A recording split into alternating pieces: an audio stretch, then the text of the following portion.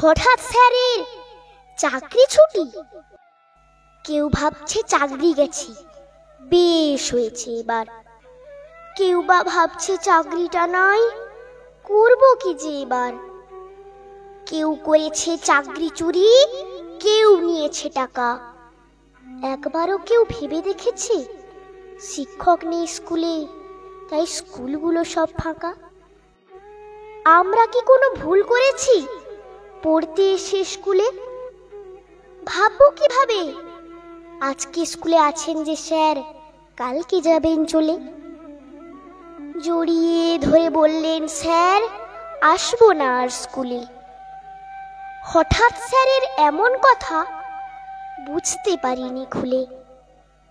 চারিদিকে তখন হো হো পড়েছে, চাকরি গেল সবার।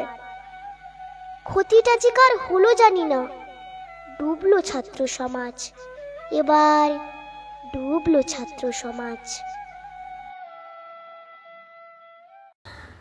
সত্যি অসাধারণ একটি কবিতা, এবং এই কবিতাটিও ভাইরাল হয়েছে। সত্যিই কেউ দুর্নীতি করলো, কেউ টাকা দিয়ে চাকরি দিল। এখন আমরা দেখছি যে এই দুর্নীতি অথবা এই যে শিক্ষকদের চাকরি গেল, এখন আমরা এটাই দেখা পাচ্ছি যে দুই ভাগে বিভক্ত। কেউ হচ্ছেন যোগ্য, আবার একদল হচ্ছে অযোগ্য।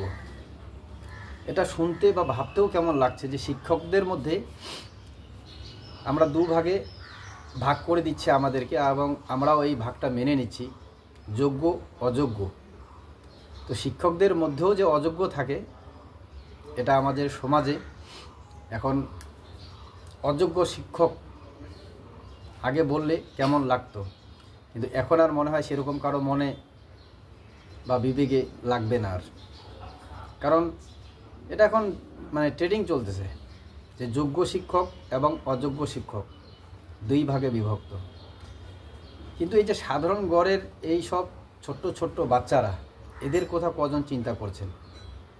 যদিও আমরা দেখছি আমাদের সরকার, রাজনৈতিক নেতারা সবাই কিন্তু এই চাকরি বা এই চাকরির দুর্নীতি বা এই স্কুলের কি হবে সবাই লেগে পড়ছে, কিন্তু এই সমস্ত বাচ্চাদের ভবিষ্যৎ কিন্তু অন্ধকারের দিকে চলে গেল। জানি না এর শেষ কি হবে, কিন্তু এই বাচ্চার এই কবিতা খুবই আবেগপ্রাণ, যার জন্যই আমি আপনাদের সামনে তুলে ধরলাম। তো বন্ধুরা, এই কবিতাটি আপনাদের কেমন লাগলো, বা আপনাদেরও যদি ব্যক্তিগত কোনো মত থাকে সেটাও কমেন্টে জানাবেন। ধন্যবাদ।